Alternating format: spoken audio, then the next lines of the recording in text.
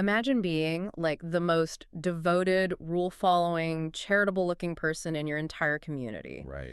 and then being told by the absolute ultimate authority that your life is just an absolute abomination. Oh, man. I mean, that is the deeply uncomfortable scenario we are unpacking today. So welcome everyone to this deep dive. Glad to be here. Today's mission isn't to just, ease into a comfortable topic. We're jumping straight in to confront a fascinating thousands of years old challenge regarding performative faith versus actual real alignment. Yeah, and it's a confrontation that honestly still plays out in every boardroom, every community and institution today. Definitely. So the source material we are diving into is the first chapter of the ancient text of Isaiah. Right. And to really grasp the weight of this text, you have to understand the era it was written in. Okay, set the scene for us. So this isn't a story about a struggling, impoverished society. This was written concerning Judah and Jerusalem during the reigns of kings like Uzziah, Jotham, Ahaz, and Hezekiah. Yeah, so for much of this period, this was an era of massive economic prosperity and military success. Right, so to the outside world, this society looked pretty unstoppable. Completely. I mean, they had the wealth, they had the infrastructure, and as we see in the text, they had an incredibly robust religious system. They did. But the imagery used right at the start to describe their actual internal state is, well, it's pretty jarring. It really is. Because God points out that even an ox knows its owner. A stubborn ass knows its master's crib. Right. It knows where its food comes from. Exactly. It knows who provides for it. Yeah. But Israel, God explicitly says, Israel doth not know, my people doth not consider. Yeah, the contrast there is very intentional. And honestly, it's deeply insulting. I can imagine. Because you have these beasts of burden animals entirely driven by basic instinct operating with more awareness and alignment than this highly educated, wealthy nation. Wow. The text describes just a profound level of ignorance and systemic disconnection. It actually calls them a seed of evildoers, children that are corrupters, who have basically gone away backward. Which brings us to the facade they built to cover all of that up. Yes. The performance. Right. Because they weren't just sitting around being overtly corrupt in the streets. The text lists this exhausting, hyperactive amount of religious activity. It's a massive list. Yeah, they are bringing multitudes of sacrifices. We're talking rams, the fat of fed beasts, the blood of bullocks, lambs, and he-goats. All the way. They are rigorously observing new moons, Sabbaths, and calling all these massive solemn meetings. And let's put some economic weight behind those words for a second, because a fed beast isn't just a random animal from the field. What is it, then? It's grain-fed, premium livestock. It represents significant wealth and investment. Okay, that makes sense. Right, so bringing the fat of fed beasts to be burned is the ancient equivalent of, say, writing massive, highly visible philanthropic checks. Oh, wow. Or funding the construction of a new hospital wing and putting your name on it. It is an enormous outward display of devotion, time, and, resource allocation. But wait, if they are bringing all these sacrifices and holding these solemn assemblies, isn't that what their religious system literally required them to do? That's the paradox, yeah. Right. Why is this text so aggressively rejecting them for essentially following the rules? Because they had completely turned a relationship into a transaction. Look at the response they get. God asked them, "To what purpose is the multitude of your sacrifices unto me?" Basically saying, why are you doing this? Exactly. He explicitly says, "I am weary to bear them." He calls their carefully prepared incense an abomination, and says their appointed feasts are just a trouble to his soul. That is heavy. It is. Even when they make many prayers and spread forth their hands, he says he will hide his eyes and won't hear them.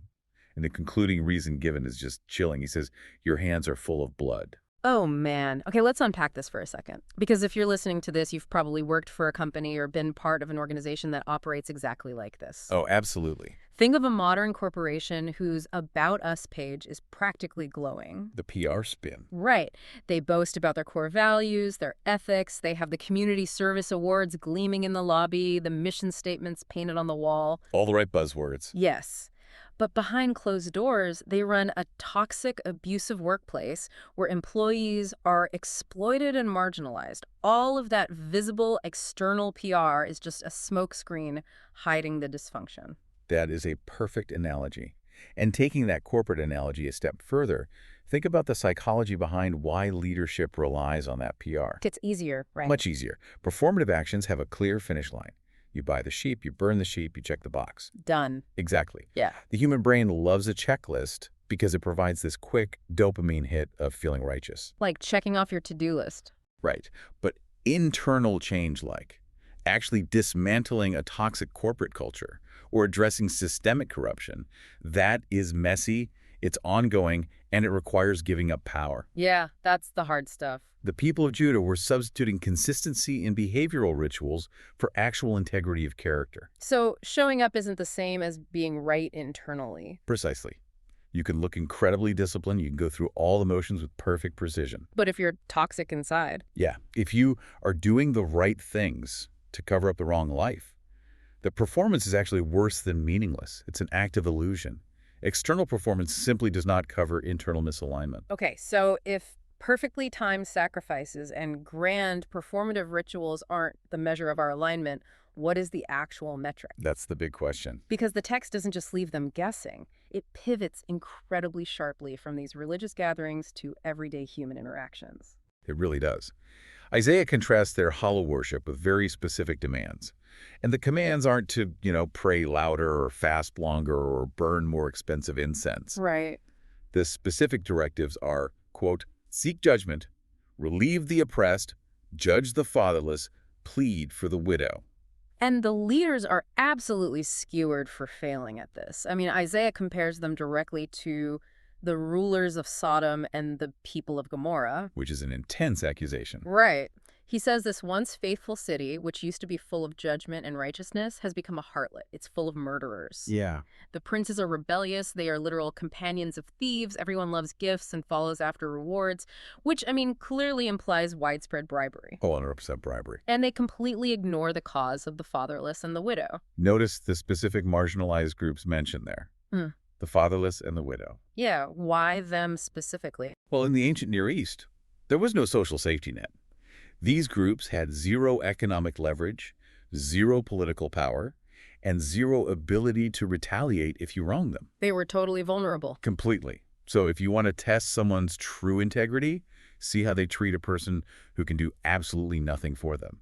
That makes total sense, but I still have to wonder about the placement of this critique. What do you mean? Usually we assume a religious text is going to focus vertically. Getting your relationship with the divine right, honoring God.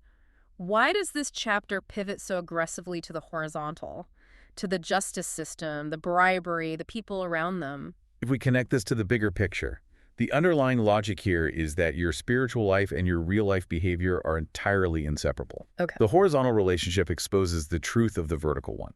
Disconnection always shows up in how you treat people. It's the ultimate litmus test. So you can't have one without the other. Exactly. You can fake a prayer. You can fake a solemn assembly. Right. But you cannot fake how you handle power when you're dealing with a vulnerable person. Wow. If your beliefs don't dictate your behavior toward the oppressed, those beliefs are not real. So it is a systemic collapse of justice perpetrated by the very people claiming to be the most spiritually devoted. Yes. But how do you even get there? How does a society drift so far that they go from a quote-unquote faithful city to companions of thieves without realizing it? It happens through the quiet mechanism of numbness. Numbness. Yeah. The text uses this brilliant metallurgical metaphor to explain this. It says, thy silver is become dross, thy wine mixed with water. Okay, dross, break that down for us. So dross isn't just dirt on the outside of a coin. During the silver refining process in antiquity, extreme heat was used to separate pure silver from base impurities like lead or copper. Right. That residue, that garbage left over, is the dross. When Isaiah says their silver has become dross, he means the culture has kept the shape and the shiny appearance of something valuable. But the actual molecular integrity has been entirely compromised. That's structural decay. Exactly. And the physical imagery Isaiah uses to describe the human toll of this decay is just visceral. It's pretty graphic. Yeah, he says that from the sole of the foot even onto the head, there is no soundness in it. It is just wounds and bruises and putrefying sores. Yeah. And they haven't been closed or bound up or mollified with ointment. It's an open, festering spiritual sickness. And that decay is mirrored in their physical environment as well. The text describes their country as desolate, Their cities burned with fire, strangers devouring their land right in front of them. Just total destruction. Yeah, the daughter of Zion is left isolated, described as a cottage in a vineyard or a lodge in a garden of cucumbers. Wait, a lodge in a garden of I cucumbers? know, it sounds funny, but it refers to a flimsy, temporary shack built for a watchman during the harvest season. Oh, okay. So once the harvest is over, the shack is abandoned to the wind and the elements. It's a picture of extreme fragility and isolation. That makes sense. In fact, the text notes that if the Lord of hosts hadn't left a very small remnant, they would have been exactly like Sodom and Gomorrah, utterly wiped out. Here's where it gets really interesting to me. They have completely normalized these putrefying sores. Yes. They are walking around covered in spiritual bruises, living in a society that is rotting from the inside out, and they just keep bringing their new moon sacrifices like everything's perfectly fine. That false feedback loop is the ultimate danger of external performance. Because they're still checking the boxes. Exactly, because they were still performing the rituals. Their brains were telling them, we are aligned. We are doing the right things. Wow. Repeated misalignment dulls your awareness. You drift slowly, the compromises compound, and eventually you become completely desensitized to the dysfunction. You really have to pay attention to what no longer bothers you. Right. It's like living in a house with a leaking roof for so long that you stop noticing the puddles. Yeah, You just accept having wet socks as a normal part of life. that's a great way to put it. But this brings us to what I think is the most profound part of this entire text. Because examining God's response to this horrific numbness fundamentally changes how we view the divine. It really does. Because after pointing out their bloody hands, after calling them rulers of Sodom, God issues this incredible invitation. He says, "Come now, and let us reason together, saith the Lord. Though your sins be as scarlet, they shall be as white as snow. Though they be red like crimson, they shall be as wool." The tone shift there is just breathtaking. It is. It is a strong, uncompromising exposure of their failure. But what's fascinating here is that the ultimate purpose of the confrontation is entirely about restoration. Correction is not rejection. That challenges so much of how we instinctively view authority. How so? Well, usually when we get called out, especially when we are deeply in the wrong, when our metaphorical hands are full of blood, we expect punishment. Right. We expect the hammer to fall. Exactly. We expect to be cast out. And we project our own punitive instincts onto God. But this invitation proves that being confronted by God doesn't mean you're finished. It's the opposite. Right. It means you have a safe, reasonable place to fix the misalignment. Mm-hmm. Let us reason together. Yeah. It's an invitation to dialogue. Yeah. He isn't just an angry judge looking for a technicality to drop the gavel and destroy them. He explicitly desires to turn their scarlet sins white as snow. He wants to remove the stain. Think about how much that strengthens our trust. Huge. If you know the person correcting you actually wants to heal your putrefying sores rather than just, judge you for having them, you lean into that relationship. You don't have to hide anymore. Right. You don't hide behind a PR facade anymore. Accountability becomes a tool for growth rather than a weapon for destruction. However, this incredible invitation to reason together requires a reciprocal response. Awareness of our scarlet sins has to translate into tangible action.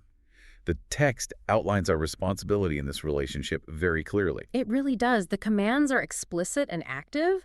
God says, "Wash ye, make you clean. Put away the evil of your doings from before mine eyes. Cease to do evil. Learn to do well."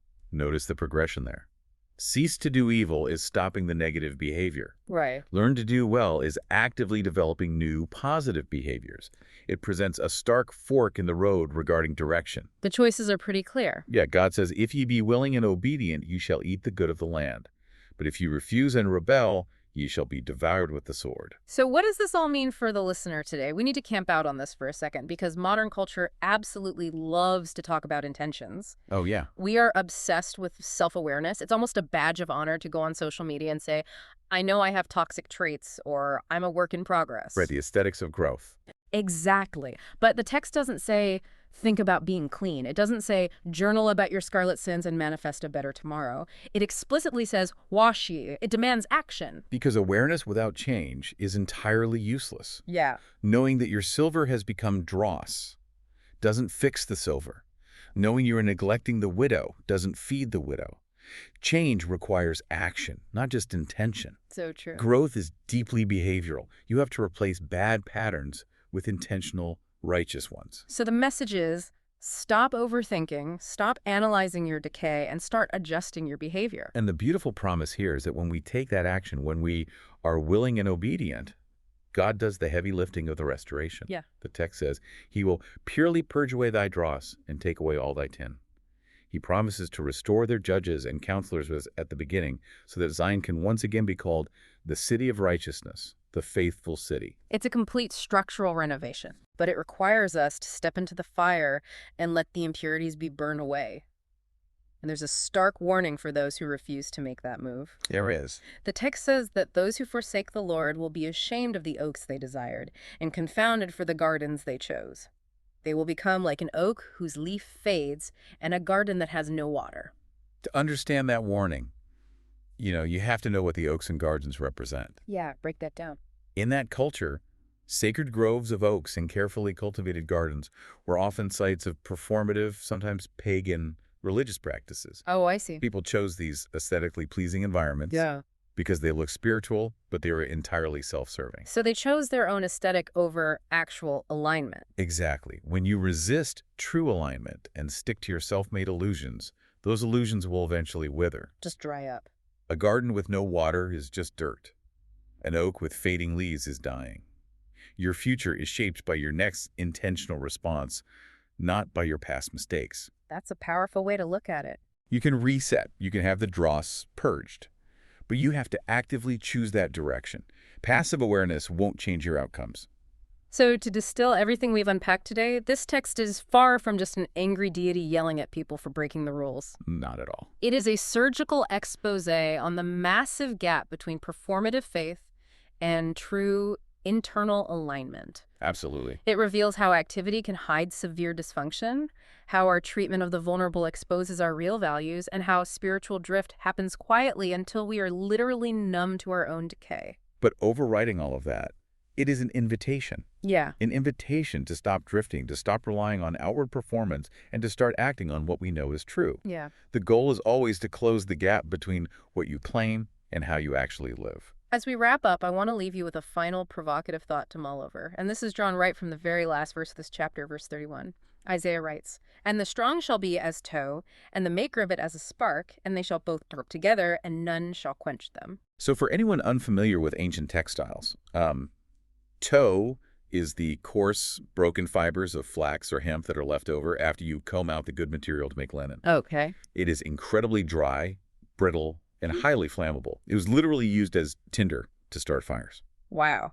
So if we spend our lives building hollow, performative structures just to look good on the outside, relying on our own strength and ignoring internal alignment, we are building our lives out of tow. We are. We become the makers of our own sparks. What happens when those self-made illusions, those highly flammable facades we've meticulously built, inevitably catch fire and burn out? They're gone. You can't live out of alignment and expect right outcomes just because you look the part. You have to do the internal work. So as you examine your own life and where your true alignment lies, how will you apply this information in your life?